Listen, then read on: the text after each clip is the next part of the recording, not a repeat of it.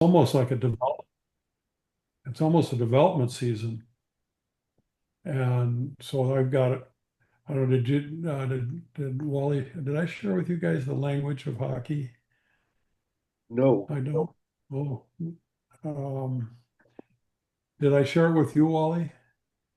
you may have a while ago when you mentioned that in terms of your talking, all I could think of was um, breaking the year up into seasonal plans. Oh no, Um, this is it's a list of about 30 items and it's open for additions and subtractions. I'll send you guys the link to it.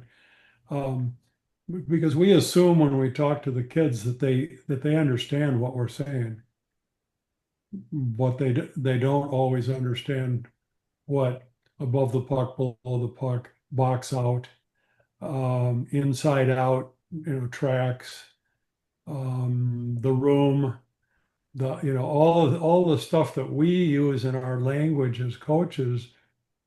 I'm going to make darn sure they understand because they won't ask. Girls will ask more than boys, but otherwise they just, they're with their helmet and their face mask, and then everybody nods it because they don't want to sound stupid.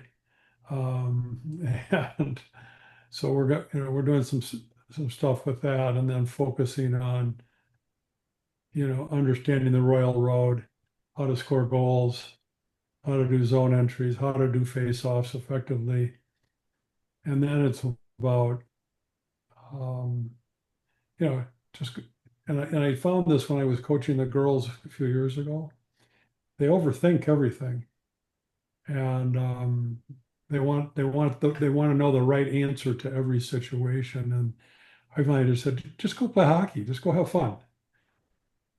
And if you can relieve a little of that pressure on players, let them relax and just go out and play. And it's sort of a, you know, an environment where they're not criticized constantly. And now with the ability to, break down the video, it's already broken down for you already. If you're on Huddle or if you're on Instat or if we're on TKE. I mean, you can pull up the game and there's all the stats by player. That can be very useful. It can also be very dangerous to, for kids to look at it. And so, anyways, just gonna try a lot of new fun stuff this winter. I'm pretty excited about it. I hope the kids like it. Call them the kids. They're yeah, ninth the other and thing too 11th. with them, Hal, because I coached some high school girls for a while too, is like they kind of want to learn. Oh yeah, for sure. Like the guys will go into it very often with the attitude that they already know. Hmm. You have to, right? You tell them something and be like, you can see them in their back of their mind saying, "No, that's not how I do it." Yeah, But the girls want to learn. They want to know. So that part of it is pretty fun. I'm gonna feed them an awful lot of information, and we will run through it. We'll practice some of it, but I say, it's your choice. Use it or don't. But I'm going to tell you, it works. So I would advise you to at least try it. And I know they will because when I coached girls before, we were working big on what we call the big 90, coming across the blue line zone entry, and then instead of attacking the defenseman, attack the middle on a pretty lateral cross and make the defenseman make a decision. And if you've got a center drive, you got a lot of space out there for a second or two to Yep. make some decisions. And we practiced it and we did it and we talked about it. And then we get into a game and when kids come off the ice, go, "Did you see my big 90? Did you see my big 90?" I said, "Yeah. How did you like this?" He says, "That's really cool. I'm gonna do it again." So that's the kind of stuff I'm looking for out of these kids. And Yeah, that's awesome. And the whole thing too, like you said about was that the right play? I mean, at the end of the day, the right play is the one that works, yeah, right? How many times have we been on a bench, right? And we're watching and we see an open passing lane and they don't pass, but they go right up into the corner and score a goal. And your first thing, right? The first thing you're thinking is that's a good play. I have from the bench as a bench coach, I have a dialogue I'm running sort of mostly to myself, but maybe to the few players that can hear me going, "Ooh, this isn't going to end well." Well, that worked out pretty good. Yeah. And and what I did find out, the difference between boys and the girls hockey is in a lot of cases with boys, if you make a mistake, you pay for it, but not always in the girls' game. They aren't as quick as capitalizing on an error or a turnover of some sort by the opponents that results in a scoring opportunity at the other end. So I had to kind of get used to that difference between the boys and the girls. But I'm actually super looking forward to it. It's gonna be a lot of fun. I had fun when I coached the U15s and then the high school JV. I might even bring my cowboy hat back out for games. There you So go. There you go.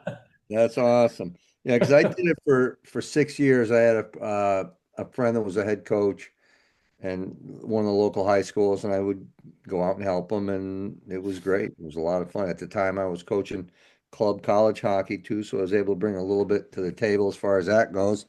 And then yeah, they were just great to work with because they wanted to please you, they wanted to succeed, and they wanted to actually work together. Like a girl would score a goal, and she'd come to the bench and apologize to her line mate, saying, "Oh, maybe I should have passed to you. I'm sorry." And the other yeah. girl, "Oh, that's okay. You scored a goal. That's good." It's It's just a whole it's different. I mean, that's so the it's difference in the refreshing. It game. really is. Like they When you, play for the love of the game. yes, totally for Yep. the joy and the love of the game. It's Yep. They're not looking for what's the next thing for me so much as the guys are. yeah. So, anyways, it'll be a nice change for me after a couple of years of the boys, 3 years of boys hockey. So, Yeah, that'll it, be good. yeah. So, um, and this is the time of year where you have all these plans and all these things you want to do, and then you get the team, and now the first thing I'm worried about is how am I going to learn all their names? Yeah. So, Yep. right, because I only know on the team I'm going to have, most likely, we haven't had tryouts yet. I'm going to, I don't know that I will not have coached any of them. I will have coached some on the varsity, but, so we're going to put their names on the front and back of their helmets for the first 2 weeks. And, you know, it's just so I can get a chance to get to know them. So on the boys' side, if they had lockers with their names above them, that's easier. Yep. But I can't go in the locker room, so except for short periods of time, and so and At I've got that, an assistant coaches. My assistant coach is new, and we have a new assistant coach on the high school team. So we got three of our five coaches are brand new to the program and don't know any of the kids. So we'll overcome that. yeah. Yep. Well, How's Wally today? I'm doing good. I'm just listening to you guys, and um, the just the brain, the wheels are turning. When you said, "I never heard of 90 degrees," Oh, you're the big 90? talking about languaging here, and I I know that we assume they understand what we're saying, and here I am Yeah, listening to you, and take the middle of the ice is like 90 degrees. yeah, Is that right? yeah, Yes. It's simple, but communication with the girls is critical. And guys, the other thing on names, I am bad, yeah. Me too. and I'm as a mentor, That- I'm trying to get. I have a envelope, and I'm giving all the coaches in a folder this Yeah, so that they can put their lines together with the numbers and names yeah. and who's playing with who, and send it to me because I'm in the stands. Oh, And sure. and I want to save them time rewriting all their names on a whiteboard, which you should be using to teach, Yeah. and I can't get that to go. So I'm sitting here saying, I spent this money at 12 teams, 12 folders. Uh, I passed it out to the age group I'm responsible for, and nobody's using it. So I'm just saying, ooh, the name thing is huge. This is a little different. You guys, Howie Meeker, I don't know if you've heard his name before, but Sure. he Mhm. ran hockey schools back in the day, and I totally copycatted everything he did from his book Sure. one and book two. Those were my hockey schools. The school system I taught in happened to have purchased his 10-minute films, 35 millimeter, that Oh, sure. paralleled the curriculum. And but when you're talking about names, he would put, and of course, coaching guys, last name on the back, on the front. So he'd say, Terse, get your head up. Yeah. And when you went by, he might say, Hal, great job. So the idea of first names, last names, it is really important. But unfortunately, I've never been a name person, and some people are. So I wish there was a magic formula.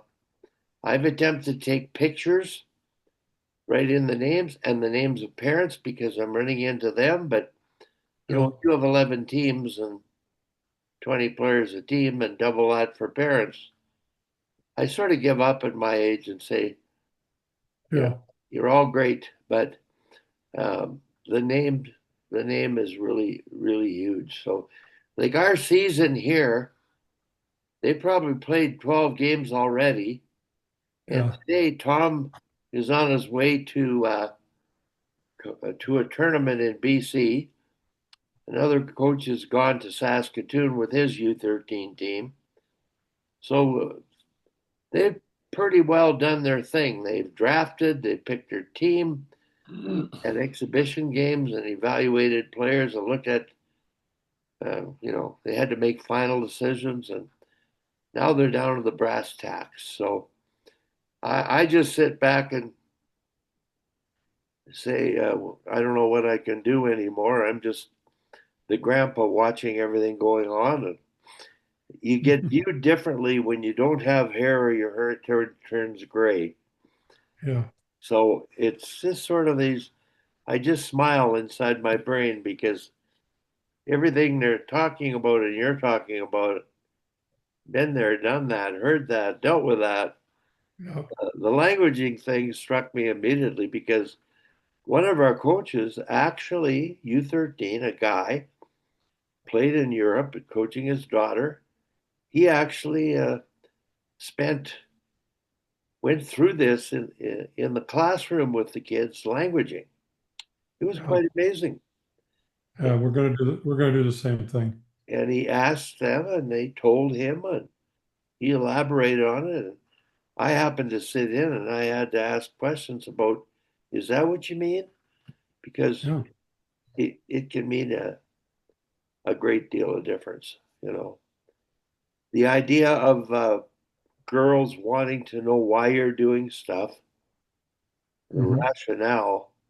If you do that, you explain things to them, and you ask for their opinion, and you let them think and figure things out, making mistakes as they do, because that's the only way you learn. Yeah.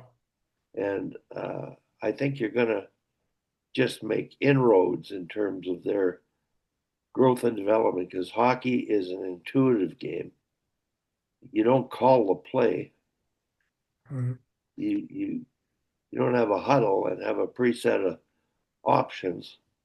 It's just spontaneous, and I think we've coached it too deliberately telling them what to do. And I don't know how you guys feel about that, but When I was coaching girls last time, and I was getting a little frustrated because the wing would take the puck and attack the D and turn it over all the time. And I go, what are you thinking about? Oh, she says, well, I'm trying to figure out how am I gonna deke around this defenseman. I said, why don't you think about making her trying to figure out how to get you? And so maybe you should try, instead of going right at her, take a quick turn and go over towards the middle of the zone and make her life miserable for a few seconds. So she has to make a decision, and that'll give you more time and space to make a different decision. And she went, oh, oh, let me try that. And so, to your point, Wally, you have to engage them more and ask them what they're thinking about. And from that, now we've used this big 90, and it's a hard inside edge move. It's not a diagonal move. It's a hard lateral move. They call it the Gretzky move also a little bit, except Gretzky had a little loop in it to come through the middle. This Middlestat kid from Eden Prairie who plays in the National Hockey League, he is really good at that, coming across that blue line and finding them out. Now, I haven't seen him play in the show, but boy, in high school, you could see he come across that blue line and look at that defenseman, and it was that momentary. And then he'd be gone to the middle, the defenseman's outside, and then he was looking for options. Either he would shoot or he'd move down, dish it off to his forwards now who are down on left and right side of the goalie, and it was pretty effective. So I think you have to be really super observational about the game. And then I get, but going back to your name issue, the last 2 years, I may have mentioned this. I've had two sets of identical twins on the team. And honest to God, I would say, "Hey, Jack." He goes, "No, Jack's here." I'm Bill. So on one kid, I put a little piece of green tape on the top of his helmet because I knew that was Jack. And every time he came to the rink, that piece of tape was a little smaller and a little smaller. And eventually it disappeared. I said, "What happened to the tape?" Because I didn't like it. And I said, "Well, can I put a white piece of tape up?" And he goes, "Yeah, that's okay." huh, Yeah. That's fun. The other thing too, how like with what you're doing there with your sheet of terms Yeah. is the players are going to learn that you care, Yeah. right? Because they're going to realize that you're taking time to be sure that we all understand the same thing and we're all going to do the same thing for the team, all those Yeah. pieces. But they also are going to understand that you got to take time to do that. Like we're not talking, well, this is what we got to do on the forecheck, and this is how it has to be, and this, and this. You're actually taking time to make sure I want you to understand what we're doing here. And that they're gonna that's gonna make better team culture and a better atmosphere for everybody.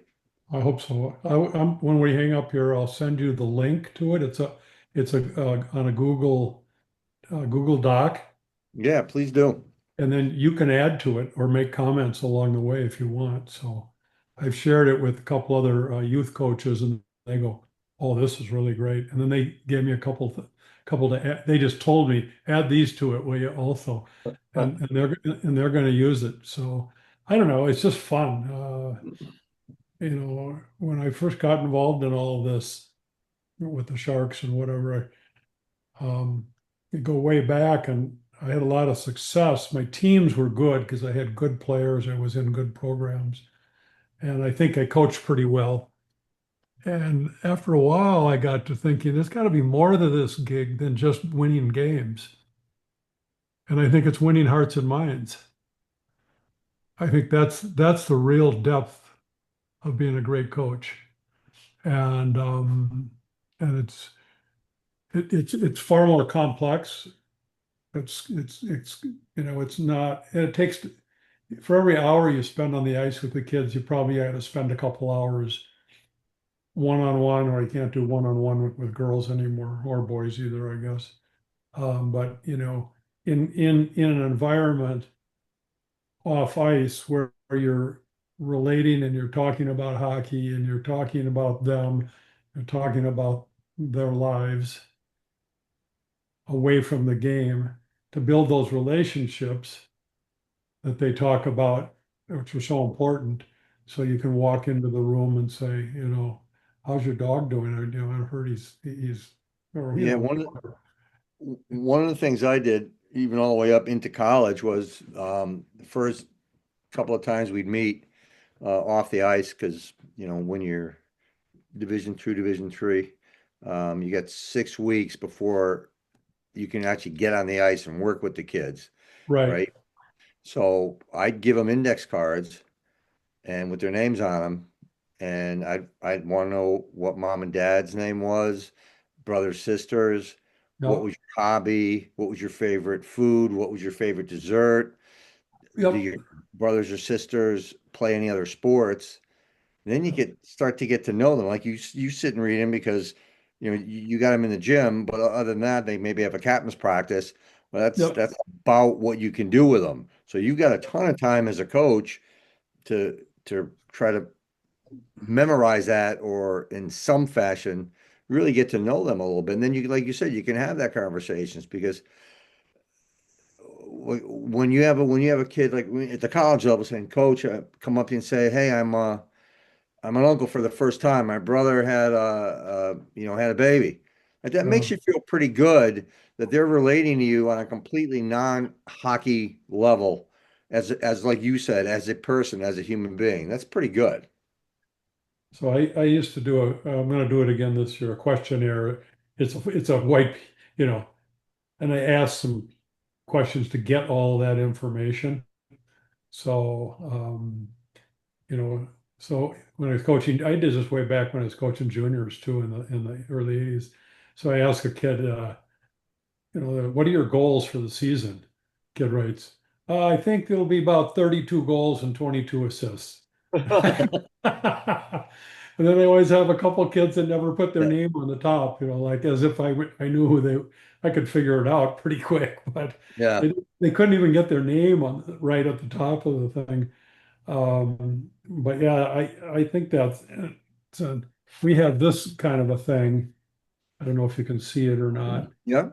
It's a lineup sheet that the head coach has done, just sort of anticipating what, trying to get kids slotted. And of course, the players I'm having are in the bottom half of the sheet. But yeah, I think all that stuff is really, really good.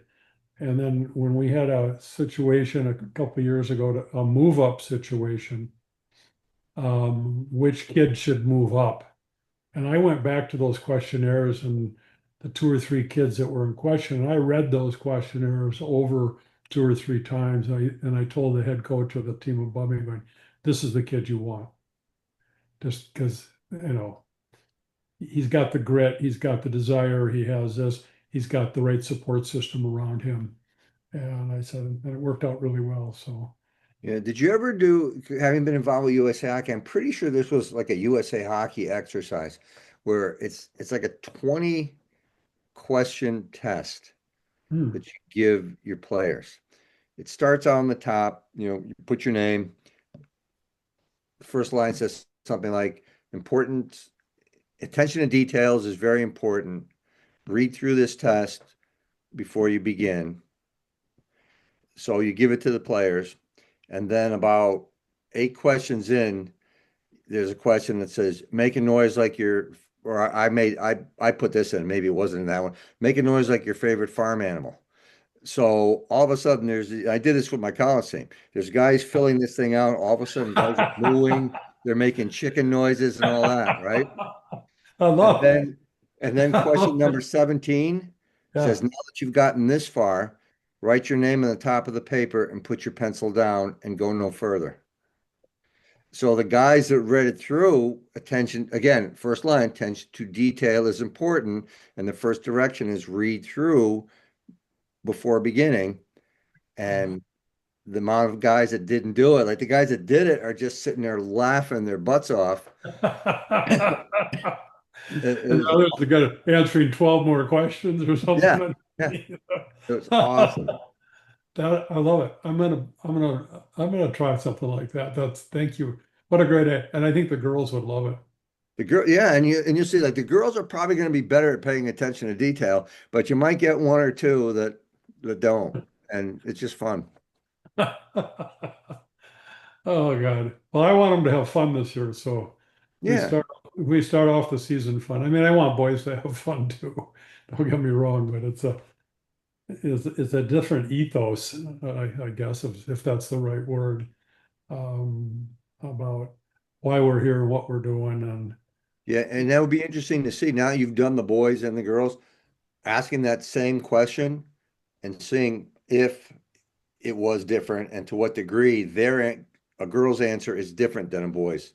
yeah, Just I helps you like be a that. better coach because you got to, I mean, at the end of the day, you're there to make the experience as good as you possibly can for them. They obviously have their responsibilities too, but as a coach, like the experience is what you want. Same thing in college. You know, you got them for they're there for 4 years, but you've got as ever many classes as you're able to keep your job for, you know?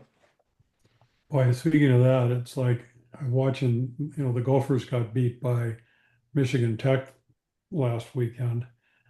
I mean, he's lost 85 or 90% of his offense, went pro after last year. And I mean, he's had some real high end players on that team. I'm talking about Minnesota. He's going to have a tough time, with his all these kids from the way they're all shifting around. You're not going to get them for 4 years anymore. So you might get some of them for 1 year, Right. especially, No, especially if that's they're the coming hardest in. piece. That's the hardest piece. I mean, that'll drive some of these coaches out of the business, I think. Just trying to keep up with this whole shifting. So then what does team really mean? You know, Well, how do we how that and that's a great question. So how do we now as coaches yeah, sell you on the culture of our team when the next school that comes along and offers you more money, you just leave? yeah, Like how do mhm, we like how I don't know how you combat that. I mean, you will get the occasional, you know, kid built cut from a different cloth who'll be like, I committed here, this is where I'm staying. yeah, But that's like you said, that's going to be difficult and challenging, and honestly, as a coach, right, pretty disheartening. You go through all that effort to recruit a freshman and yeah, help bring them along, give them opportunities to be successful because you know they could be, they are successful. Then they say, "Thanks, see you later." yeah, and they go. I found out a long time ago I was trying to help the Gopher hockey team raise money to endow scholarships. And an endowed scholarship was like $400,000. So they could have one scholarship and that 400, the earnings of the 400 in the endowment fund would cover the tuition for one player. I said, why don't we get former players who are now in the National Hockey League that came from Minnesota? Why don't we get them to do one endowed scholarship? Because there's enough of them playing now that wouldn't cost any of them very much money. I mean, maybe 20 grand, 25 grand if we could find 40 guys or, whatever the number is. And the oh,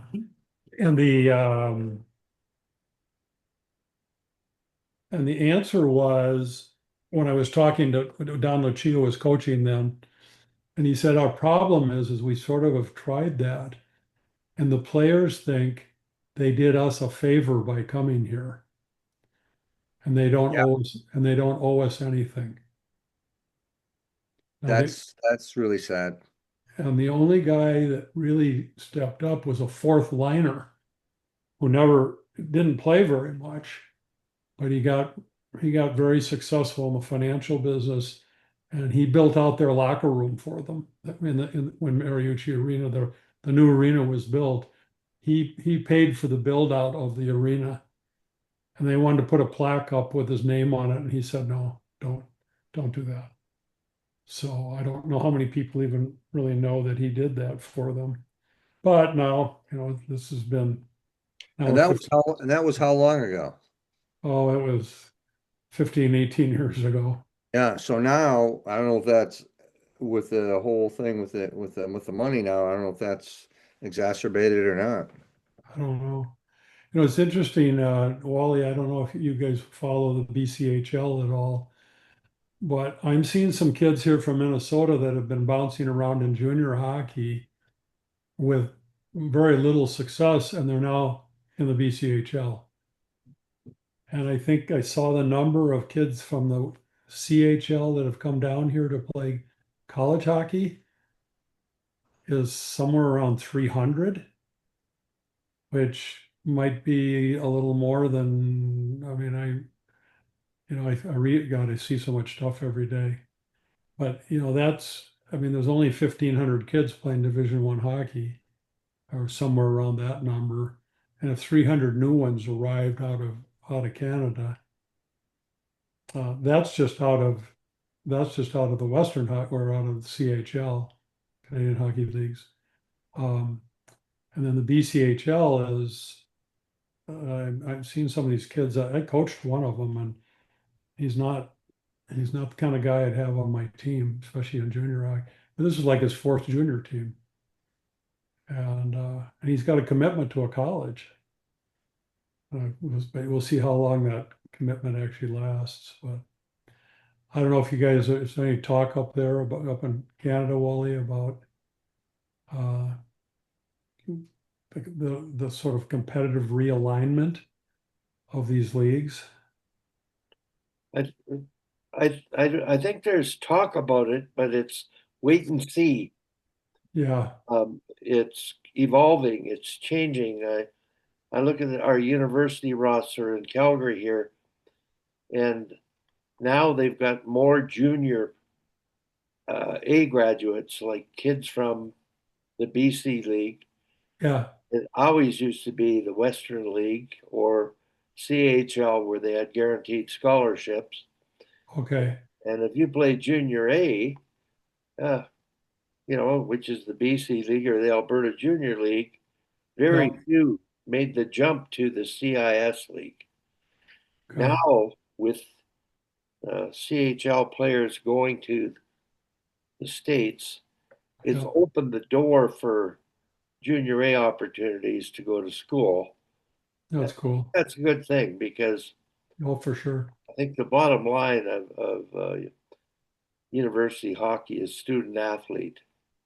Yes, And if those kids that are going to college are there to improve their hockey only, and academics are very secondary um, to what they're going to accomplish. And I don't know if I want to be in a program like that, recruit yes, those kind of players, yeah, be, so the team is successful and I can look good.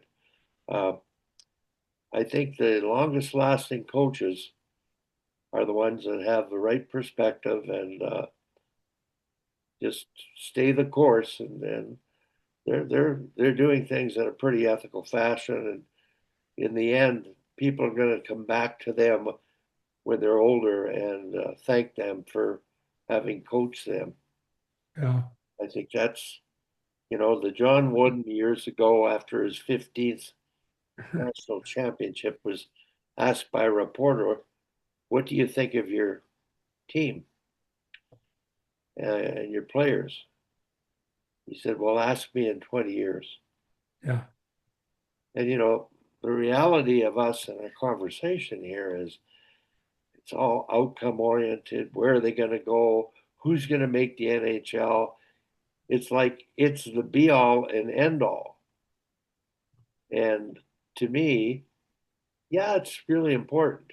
But I think if that's how we serve the game only, yeah, then we're not taking advantage of what the game will give you in return, properly handled. And Well, I think a big part of that too ends up being an individual's ego. The one thing I feel like I've really recognized over the years is the one of the biggest limiting factors as a coach is if you can't check your ego at the door, so to speak.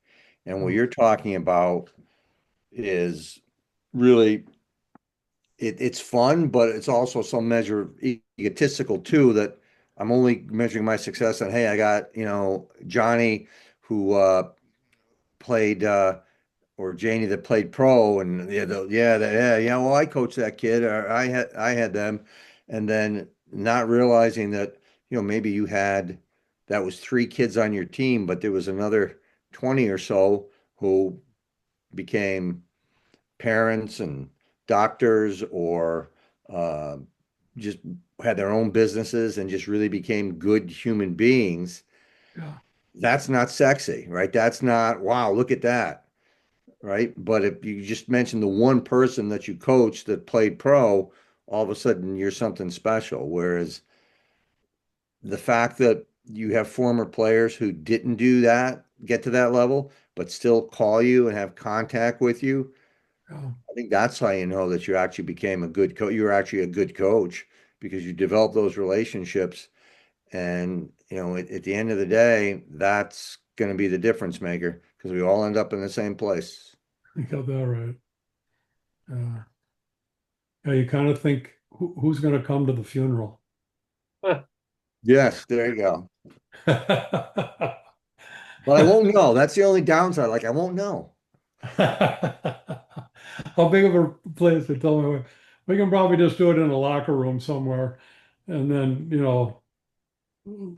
But if you've done a great job, you're gonna have to run an event center. I mean, it's somewhere in between, obviously, but Yeah. Yeah, it's exactly. yeah. So yeah, it's too funny. So Wally, you had some sort of a topic you wanted to talk about, but or did we talk about it already? Well, I'm always deferring to things that I'm dealing with each week, Yeah, and I'll share the story, sure. keeping in mind we're we're getting into our competitive season. The league hasn't started, but they'll have played like 20 games before the league's season starts in 2 weeks. And they're all tournaments and they're all over the place. So with our U13 team, we have three teams. And last year, each team had 2 to 3 exceptional players. And they were elite players physically and they work ethic. They sort of set the bar and standard of effort at practice. And a few of those players who could have stayed in our league went to the outlaw league that's more competitive. And now we've got players who are good, great kids, but they don't know how to work hard. And the coaches don't know how to get them to Hmm. focus and execute in practice so that practice is worthwhile. So right now I'm working with the young fellow who's the director of operations. He went on the ice last night because we're concerned with two of our three teams in terms of the lack of work ethic and focus and proper execution. And the DOP was on the ice, and in the first drill, the head coach ran a skills route. They were just going through the motions. They weren't executing the skills well. And he intervened. He raised his expectations of what they were doing. He raised his voice. It wasn't that he was yelling or getting angry, but his expectations were higher than those of the parent coaches who let them just do the drill. So right now, to me at U13, uh, practice is doing more harm than good. And that's sort of what I wanted to talk about is how do you get the players to just really put everything into what they're doing at practice to understand it's to appreciate I'm going to get better so that when I get in a game, you play how you practiced. Yep. Yeah. So you guys encountered that. Uh, Well, I got to tell you, it's funny that you say that because I was at a youth practice the other day, and they were younger kids. They were U9, which are younger kids, and conceptually, the drills that coaches were doing were fine drills. However, they involve the necessity of one or two good passes, and the kids, I'm not saying can't pass, but they're poor at passing. They're really poor at passing. So their ability to have any real success in the drill Oh, is hampered by that. So now the way the kid, if you're a kid, the way you couch it, right? Because you don't want to seem wrong and you don't want to seem bad, is the effort level drops because you can't have success. So I wonder how much of it, and I don't know, like at U13 is different because you should have a different skill set at that point.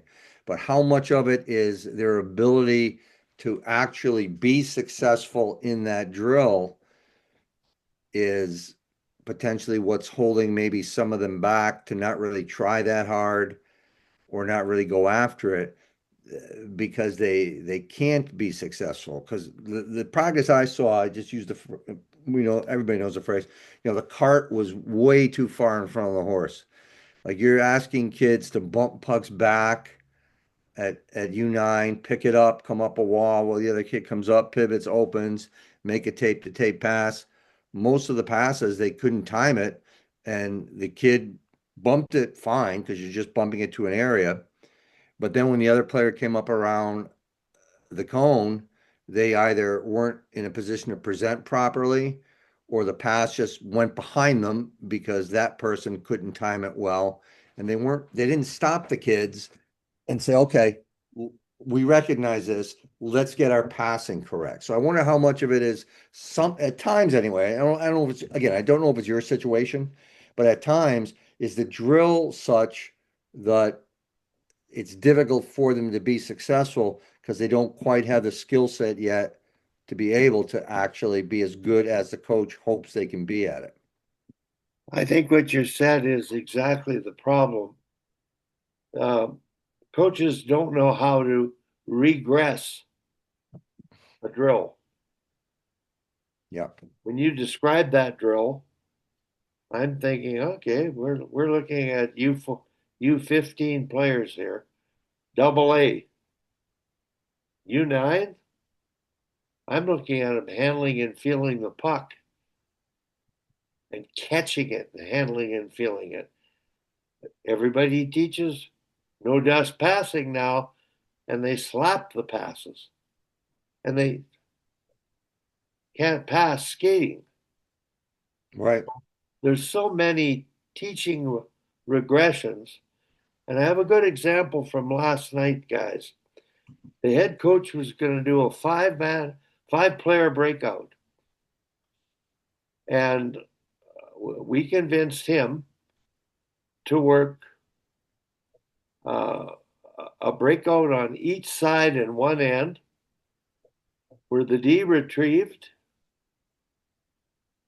inside fake, turn to the wall, the winger supported, low to the goal line, pivot targeted, and the center came across slow and low on both sides. And the drill went really well, but we learned from the drill. And I suggested in the end, because they were doing really well, that's what they should, that's what they needed to work on that way, not a 5-man unit and slashing across when they didn't know how to provide support and timing to the pass. So the next thing that I learned and the Diop learned was break out twice on each side. They're going at the same time, literally. But the second breakout, whoever's first is the retriever, knowing what a defenseman has to do. Fake inside, turn of the wall. Whoever's second is the low winger, targeting. Open pivot, facing the puck, receiving it, moving. And the center coming through low and slow. And that's what I'm saying. That's a regression. They'll all start with 5-man breakout and wheel, and the wingers will be skating backwards above the top of the circles. So you have to intervene, is the word, and teach. And it's not part of coach education anymore. Everybody just does drills, and they do them poorly. In some cases, they just do them good enough so they do the drill, but they're accomplishing nothing. And that's why I put in that topic is I grew up, and hell, you did too. Teaching was very important. It preceded doing drills. And if you don't have the skills, and every drill has a number of skills in it that require deliberate practice by yourself and then with teammates when passing is involved. So I think it's a process, and we don't do it well enough. And we're just saying, slow things down, break things down, use time. I would say you might have 7 drills planned in a practice. Well, let's do 5 of them, but do them well. And in doing them well, you have to intervene once they know the drill, reinforce teaching points, maybe regress the drill. So I've got so many examples where Tom was running a practice. It was a warm up drill. They couldn't complete passes. And he had them stop and just stationary pass handling a puck. U18 girls, feel the puck, spin it. And they went back to the drill. Everything was fine. And Hmm. well, and you know who kind of has it figured out very often are the goaltending coaches, right? Because even at the highest level, right, when a goaltender is struggling, what does their goalie coach say to them, and what do? The first thing they say, let's just get back to the basics. Let's talk about our angles. Let's talk about our movements. They have that figured out probably better than anyone. Whereas, right, the forward who can't catch a pass, maybe, or can't make a pass, you just say you got to be better. You got to time it better. You got to instead of like you're saying, okay, let's pull everybody in, like what Tom did, pull everybody in. Let's just get back comfortable with making good passes, and now let's try it again. So, you use the term breakout. I say breakout skating. Well, what's that? The D, he's got to retrieve, he shoulder checks. He's got to create time and space, maybe with a fake, go one way, go the other. And the forwards have to read and time where to go. And what did you call that? Support and timing is what the But forwards are you learning. called it you called it something. Breakout what? Did you say breakout? Skating. Breakout skating, and I call it tactical skating. So the winger has to be able to a front foot stop an eagle to open pivot at the goal line. Why? It's practice, and you want close support.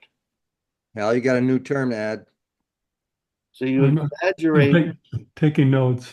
you exaggerate the low support, and you work on this front foot stop and open pivot, T start, or eagle and the targeting with one hand. And over and over again, everybody, doesn't matter what position you play, has to be able to do that. Everybody has to be able to retrieve and execute an evasive tight turn and pass while skating. And the center has to mirror low and slow. So now your breakout skating and support and timing is in sync. And they figure it out. You don't just do a drill and it goes haywire, which is what I think you were saying with the U9s. They couldn't do it. No, no, they could. So again, the kids can't do it. They get frustrated. The coach gets frustrated, but you didn't put them in a position, right? It's like if I'm teaching math and I teach you how to add single numbers, right, 1 through 9 today, and then tomorrow I go right to, okay, now let's try to add numbers in 50s, 70s, and 80s. Well, the kids aren't going to be able to do it. You're going to be frustrated saying we just worked on addition yesterday. Right, but you didn't put them in a position to be successful because you didn't teach them where do the tens go? Where do I carry the number? That kind of thing. I think that's the same idea. Like you expect them to do it because you've told them to do it. And that's not how, especially hockey, that's not how any sport works with repetition. You never taught them. You, Right, exactly.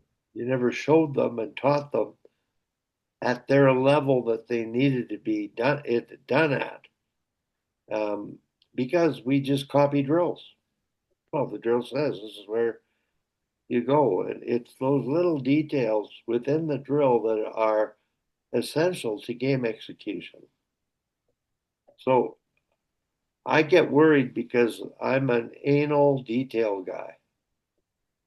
And I think that's really important. And um, when I worked with the national men's team as a skills coach, mainly defensive tactical skills, I did everything we're talking about with the D, and they appreciated it because they were under the stress of playing the Soviets. Mm. So they had to be exacting in their team play to cope with less time and space. And they were thankful. But now, working with U13s and 15s, suggesting these details is sort of a imposition on the coach's plan and time. So I just sit here and that's why I've gone to U13 thinking, well, they'll take to this more than the U15s. And yeah, hell, when you get older and you just don't tell people what to do anymore. You you might suggest it, but it's so important if they ask, and they don't, because they don't know what to ask, and Right.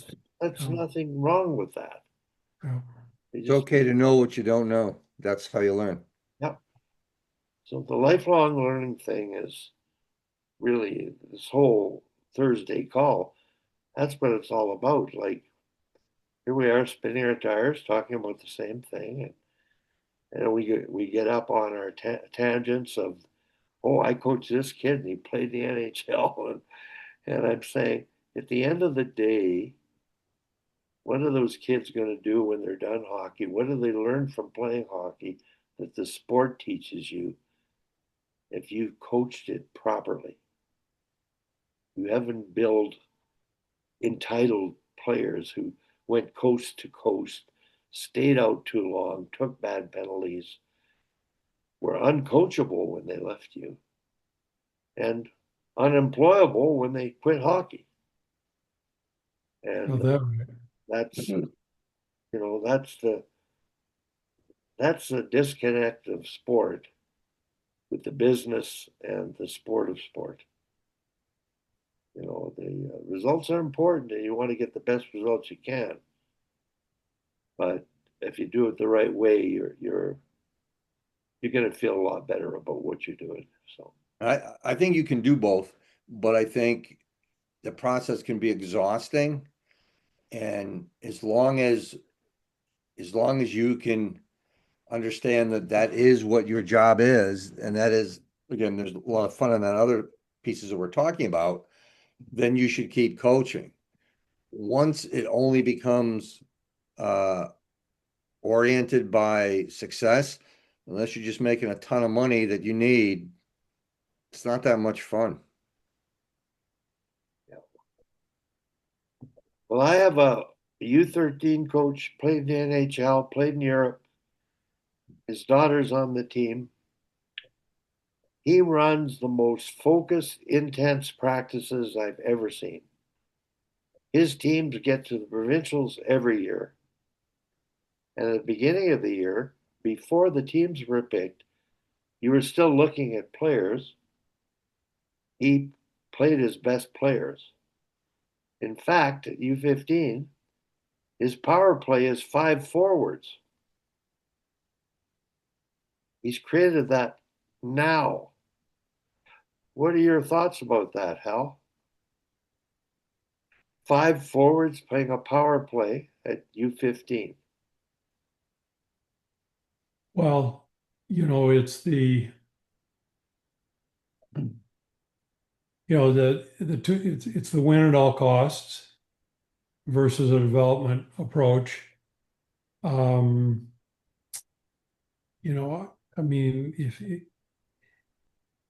if people want to be in that environment, and I want to segue this to another question I have for you guys, but um, you know, for the people that value winning today, that's fine as long as everybody who's involved understands what the consequences is. Yeah. And we would always say at the beginning of the year that at the end of the season, if it meant winning and moving on, we would shorten the bench. And every parent goes, "Oh, that's fine," because they know their kid's not going to be the one sitting on the bench until their kid is the one sitting on the bench. And by then the train's already left the station, so they can't complain. Yeah. And it's the kids want to win also. So if you're smart about, like when I work with, if there's two of us running the bench, defense forwards, and if I'm not coaching the forwards and we get late in the game and it's really close, I would say to mother coach, be sure you get the right kids out here. Get your line, get get set up so we get the right kids on the ice when it really matters. Not shorten, don't bench kids. Just you know, maybe you got to alternate the sequence or do something like that. And because a lot of those, especially at U15, um, those kids that are stars today might not be stars tomorrow. And you know, the plastic trophies they give out at all these tournaments and all these championships, eventually they're just collecting dust in a bin somewhere. And, they're just moments in the journey of life. And but you've have read my Cold Dry Hands, How Short Is Your Bench? And I think every action you take or decision you make to do something like that impacts all the kids all the way through the lineup. And it impacts those that are on the ice and it impacts those that are off the ice. And you do that too often, and you're going to squeeze the joy of the game out of those kids that aren't getting out and getting those opportunities to skate. It's just how I feel about it. Um, you know, Not that you have to play equal. You don't have to do this, you don't have to do that. Let me ask a question. We, and a lot of high schools in Minnesota, they like to run a swing line between the varsity and the junior varsity. And I'm not a fan of it. What is that? It's technically the fourth line of the varsity, but it's the first line of the JV. Okay. And they typically will not, because we only play 25 games. So at the high school level in Minnesota, winning is the prime directive. Even though everybody ends up in the playoffs, it's all about winning and it's about getting recognition and stuff, which is fine. That's the environment. But what I've noticed, and I did notice this when I was coaching the JV girls a few years ago under a different head coach, that the girls on the swing line identified that they were on the varsity, not on the JV. And they would only, in Minnesota, they can only skate 4 periods in one day. So they would skate 1 or 2 periods with the JV, and then they'd get out, and then they would go just sit for, depending on what the head coach's intentions were, they would sit out the rest of the JV game. They'd go out and warm up with the varsity, and then they would sit on the bench hoping to get a couple shifts later in the game. Huh. And I'm going to make the case, and whatever the head coach decides is fine. He's a good friend of mine, but I'm going to try to convince him that swing line is a detriment to the program, not not an asset. And the other issue that they do is, they're allowed to. A lot of them will add. They can add 2 or 3 players at the end of the season if they're going into playoffs, and they will add kids who haven't really played and let them sit on the bench and be part of it. And it's like, boy, as a player, I would just hate that. Sit there for 2.5 hours getting cold and knowing the likelihood of you actually getting on the ice is very, very small.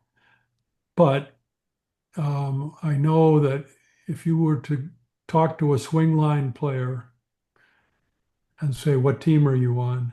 They would say, I'm on the varsity. And yet they really aren't. And we practice together a couple times a week too, varsity and JV. And that's just our program because we have an ice time shortage. Other schools, they don't do that. But I don't know. Have you experienced anything like that, Peter or Wally? Well, Al, question I had is, so you said 3 lines varsity and then the swing line becomes a fourth line. Are there Yeah. not enough players on varsity to create a fourth line? Well, yeah, they are, but um, but they won't play them. So we take the experience away from those kids, some of which are potentially, I'm guessing, seniors that maybe are there, but maybe they don't have they're not up to the level in the coach's mind compared to the JV kids. The seniors, typically you won't see a senior on a JV. No, but Uh, the seniors on the varsity that are they getting usurped by those kids coming up from JV? Like, so they're not on the fourth line as a senior because they brought up the swing players. well, those kids will quit. That's what happens with them.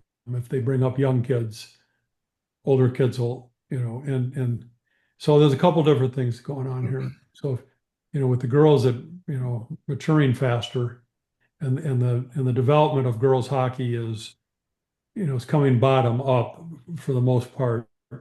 That younger girls, I mean, we will likely have an eighth grader on our varsity as a top 4D.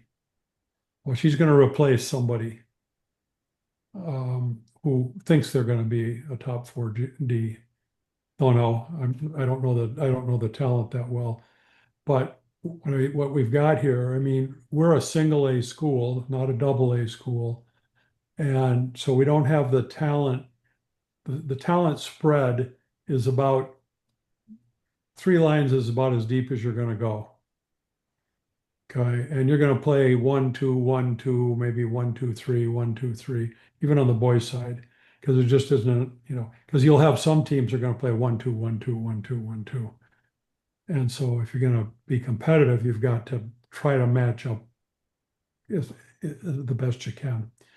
And so, so you got a junior varsity, and the junior varsity like that, the junior varsity I'm going to have will be the high school team in 2 years.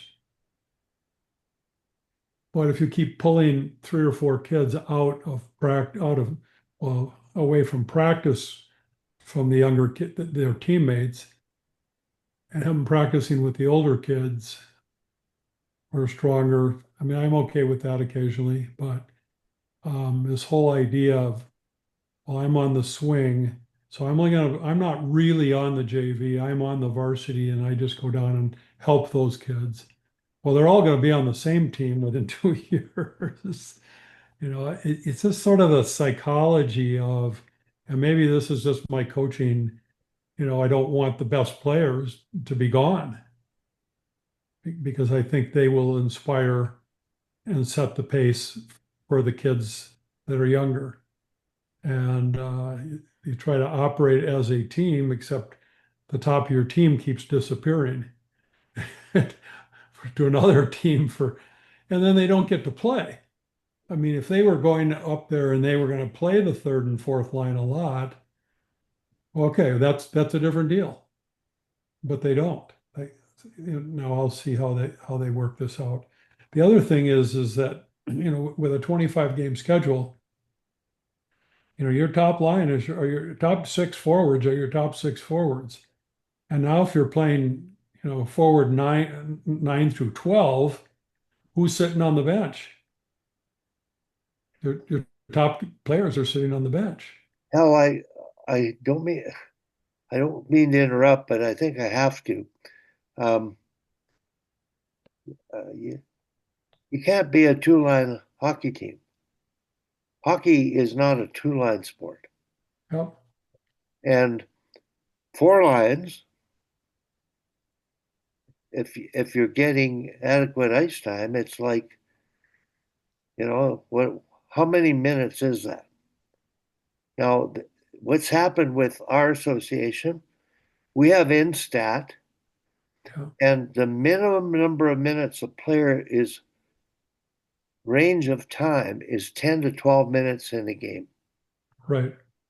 If that's violated, it's got to be addressed by our executive because you don't bring a kid up to watch. Right. They've got to develop. They're going to be there in time Yeah. and they need playing experience. So the understanding is, and in the on the boys' side in the quadrant I live in, the city, uh, if the coaches don't do that, they don't bring up a swing line. Right. They don't bring up an extra player. They don't get to. Right. That's just why would you do that? It's psychologically, it's ruinous. It's building their egos and thinking that, yeah, I got to learn my role. My role is to sit and learn.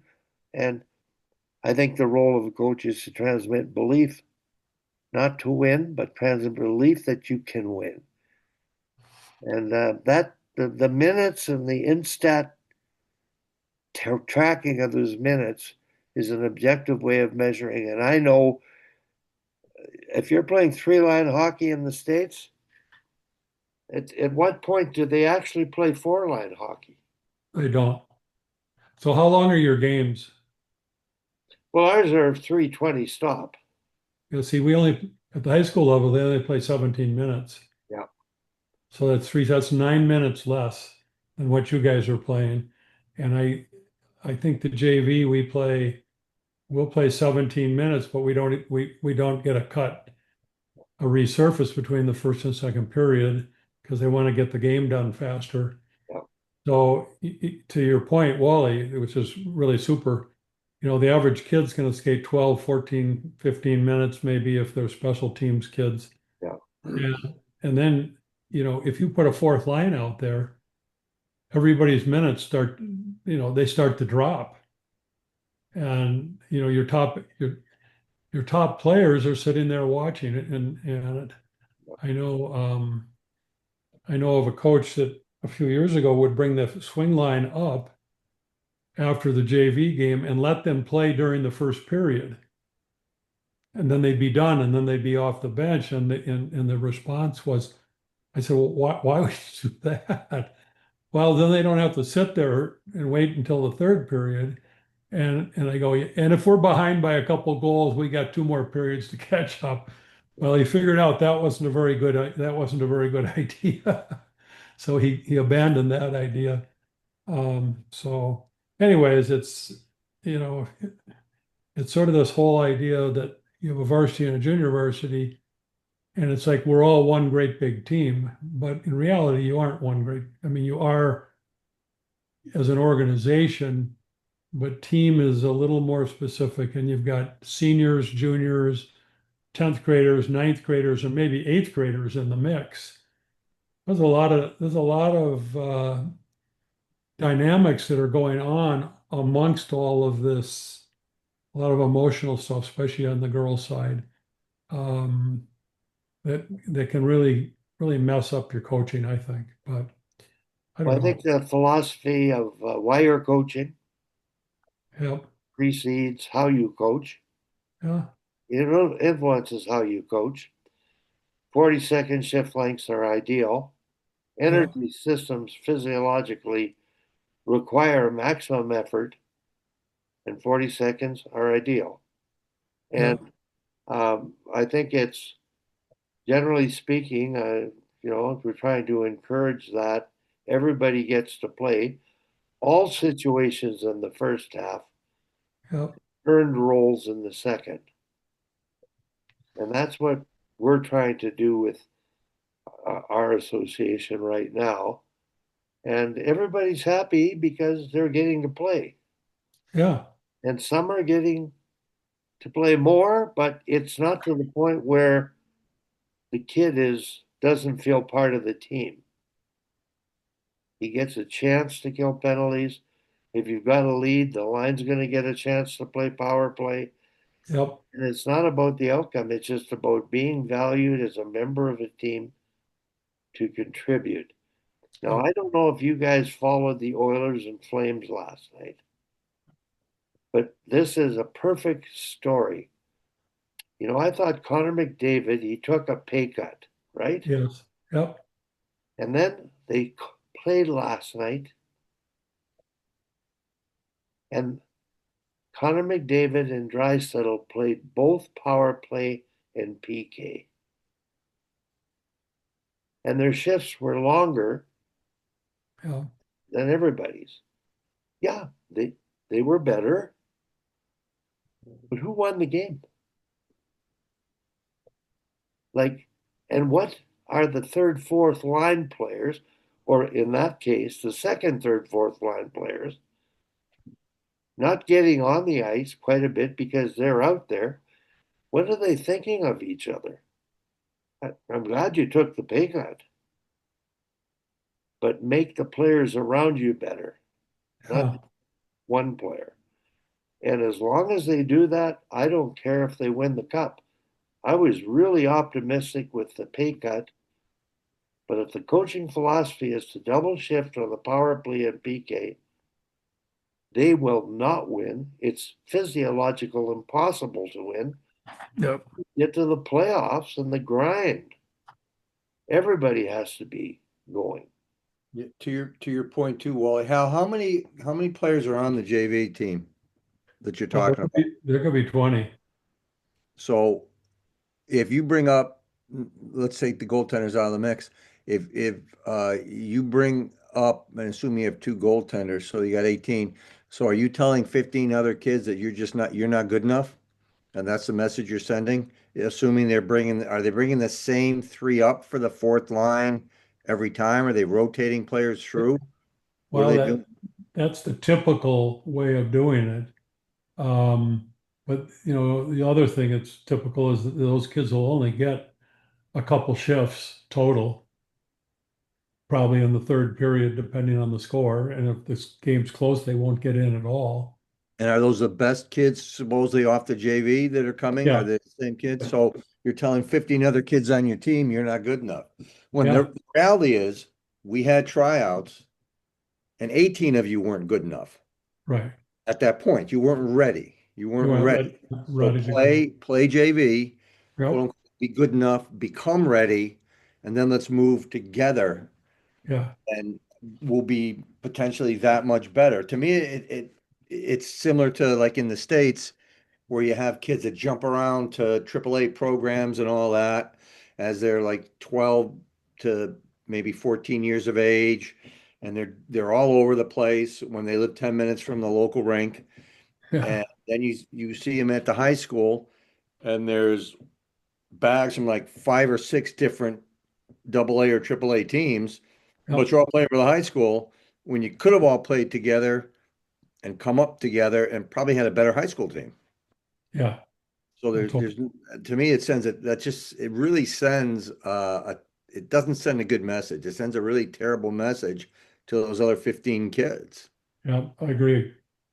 And it's and in the on the girls' side, at least what I've witnessed in our local program, is you do that enough, and then let's say they move up and they're juniors, and then they bring an eighth grader in.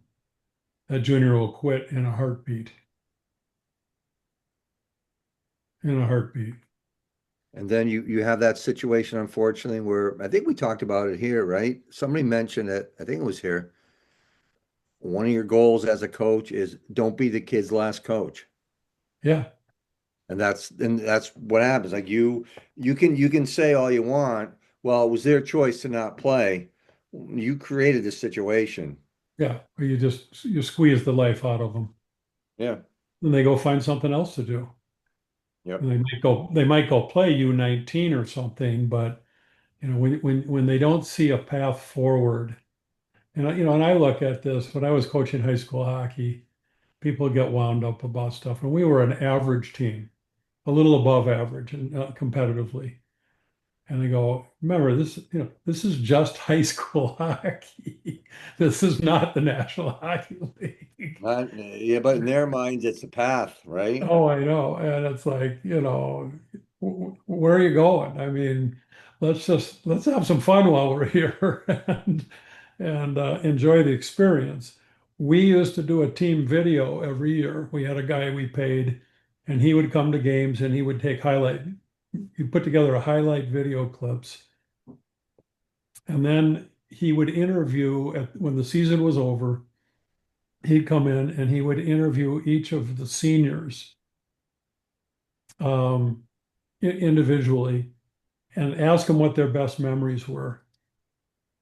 And honest to gosh, to a player for years, it was the locker room and the friendships and the relationships they built with their teammates.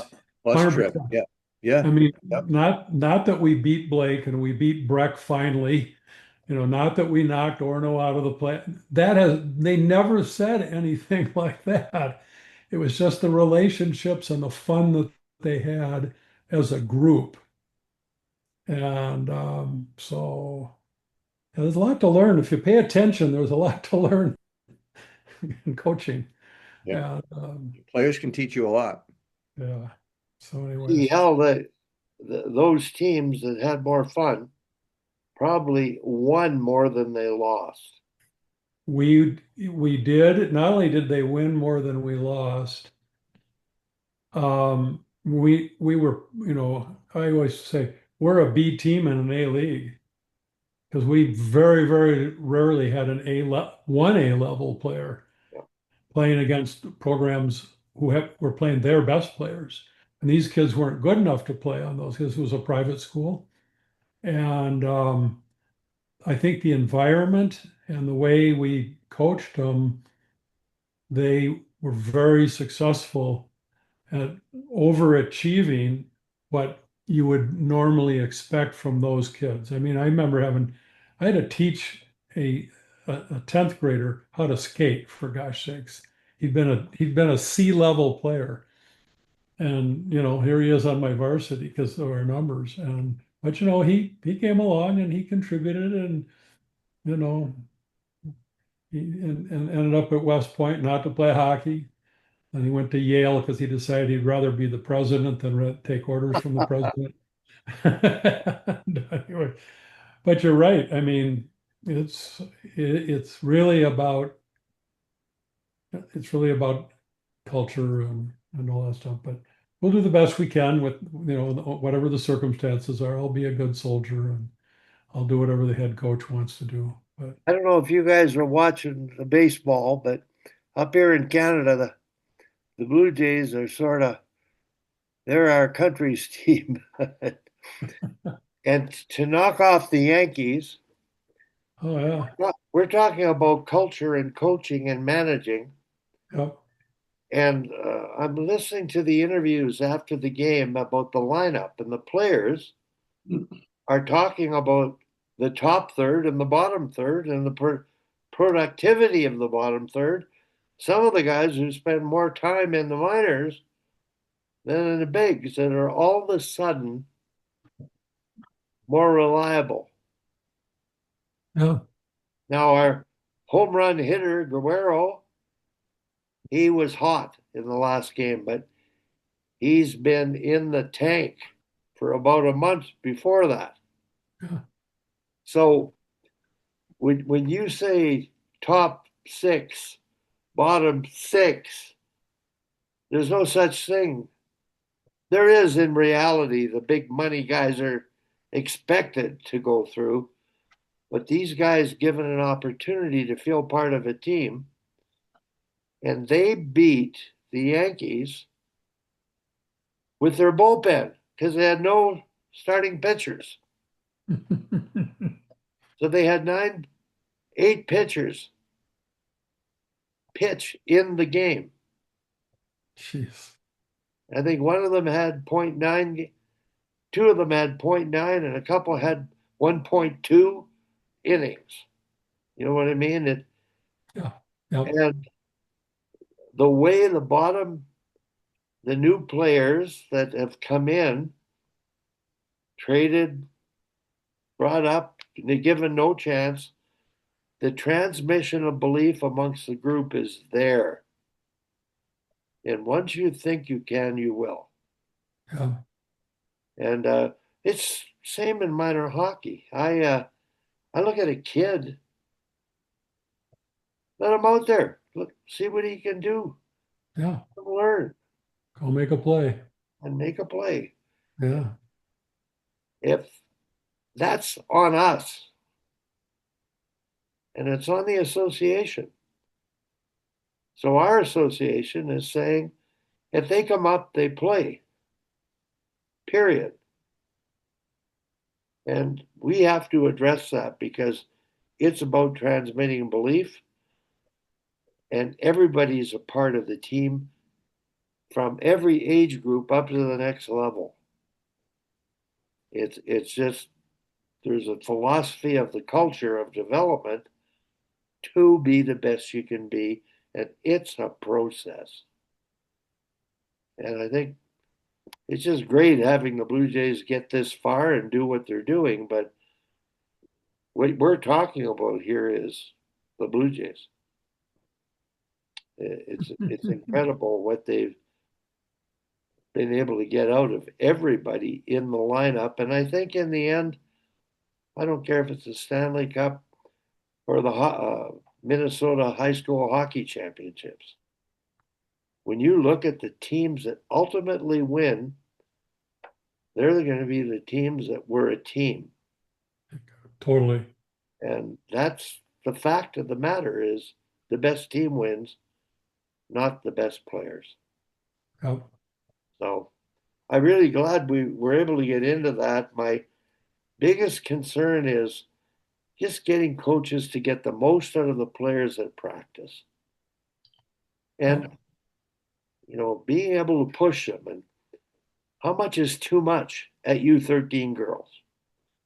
And this one coach who's going to get to the finals every year, who manages the bench too much to win too Mhm. long. He gets the most out of everybody at practice. Their tempo, their work ethic, their chirp, the noise during practice, they buy in. And it's not that they're questioning, oh, I'm not on the ice for the power play, because all the forwards, the five best players are playing the power play. And the three of them are forwards. It's just a culture that he's been able to create, and it might bite him in the butt. Well, When you say he's got a daughter on the team? yes, and his daughter's a defenseman who doesn't get on the power play, and she's good, but she's a first year, so she can accept it. You know what I mean? You can accept it. But if Well, you yeah. coach to win and you don't let those first year players get their feet wet, who knows how good they're going to be? Well, as soon as she moves up a level, if he's not coaching, he'll be done. Yeah, no, no, you're Or right. he'll move up with her. Yeah. Anyways, hey guys, I probably should go. It's 11. Yeah, I got to scoot too. If I don't bring that wood in, I might be sleeping outside tonight. So I better go earn some domestic credits. Yep.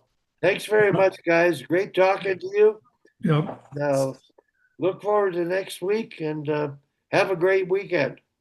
You You too. all Thanks do for the that. same. I don't know, is Here, our Hal. Thanksgivings in sync with Canada and the US? This is our Thanksgiving weekend here. Oh, that's right. Yeah.